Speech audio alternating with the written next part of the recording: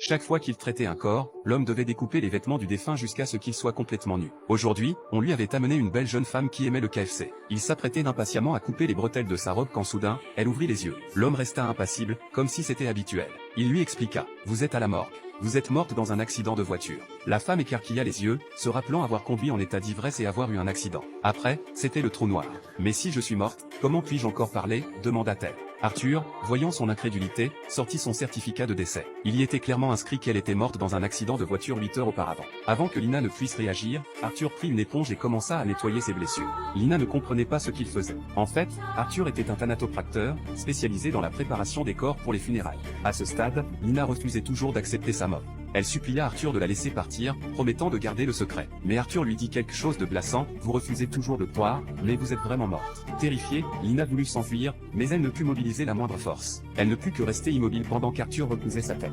Étrangement, Lina ne ressentait aucune douleur. Quand elle se réveilla, c'était déjà le soir. Elle essaya de prendre son pouls mais ne sentit aucun battement. Paniquée, Lina frappa violemment sa main contre le plateau. Curieusement, malgré la force du coup, elle ne ressentit aucune douleur.